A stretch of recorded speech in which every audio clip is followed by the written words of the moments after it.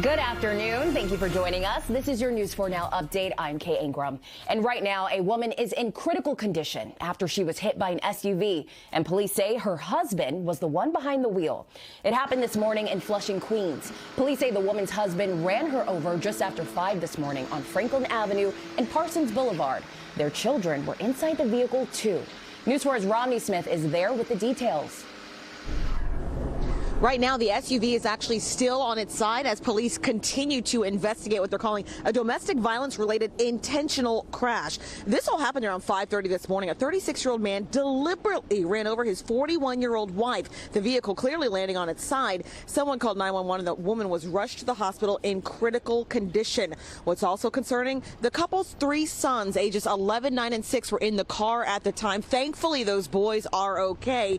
The owner of the home says he is not able to get inside. Police have not determined the exact charges that man will face, but we will stay on top of the story today. Reporting in Flushing, Queens, Romney Smith, News 4 New York. All right, Romney, thanks for the latest there. Now let's move on to an accident that left a bicyclist dead on Long Island. It happened just after 11 o'clock last night in Amityville. Police say a man was crossing Route 110 on a bike when he was hit by a car near Ritter Avenue.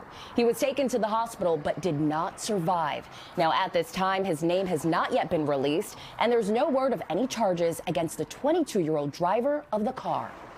A man was gunned down overnight in Jamaica, Queens. It happened just before 3 a.m. at the intersection of Sutphin Boulevard and 125th Avenue. Police say the victim was sitting inside of a silver Nissan Altima when he was shot in the head. He died at the scene. Police haven't made any arrests, and the investigation is still ongoing. All right, now look closely because police need your help finding this man right here. The NYPD says he attacked a female MTA employee. Now you can see that employee appear to chase after the suspect. It happened at the Midland Parkway Hillside Avenue subway station back on December 17th. Police say he hit the woman in the back of the head with his fist and then took off. Now we're told the employee should be okay, but they still want to find this guy. All right, the Nassau County GOP committee chairman is letting his thoughts known about Congressman-elect George Santos's recent apology about lies on his resume.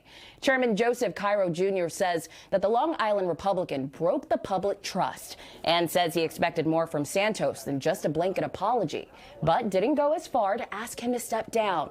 Now, there have been calls for Santos to resign before he is sworn in. That's after a New York Times report claimed he lied about his education and work history. In an interview yesterday on WABC Radio, Santos admitted to misrepresenting himself, but still intends to be sworn in on January 3rd. If I disappointed anyone by resume embellishment, I'm sorry. And I will deliver to you on everything I campaigned on because it's still the same guy, still the same message, still the same priorities. All right, there it is. Well, NBC News has reached out to Santos for comment, but have not heard back. All right, a consumer alert for those of you trying to eat healthy heading into the new year. There's a recall you need to know about before your next shopping trip. Wegmans Food Markets is voluntarily recalling its products containing microgreens, sweet pea leaves, and cat grass. It's over possible salmonella contamination. They were sold in New York and in New Jersey. You can return the items to the store for a full refund. Let's take a look at your weather headlines for today. Well, we have the rising temperature, so that's the good news. Not as cold as we've been for the past few days. You can see we're climbing above freezing. That's the first time in several days. Friday afternoon, in fact, was the last time we had temperatures that were above that freezing mark. We've been in the deep freeze since then. We're going to be above freezing today. It does get colder again tonight, though. As far as New Year's, it's going to be soggy and mild. We have rain in the forecast, so that's important to know for your outdoor plans. And mild for January with lots of 50s coming our way. You'll see that in the 10-day forecast.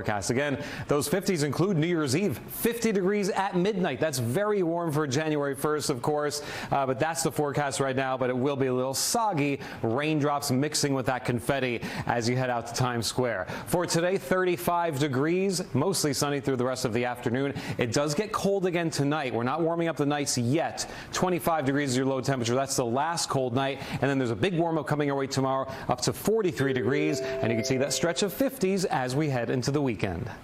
All right, Rafi, thanks for that look at the forecast. Well, that was your News 4 Now update.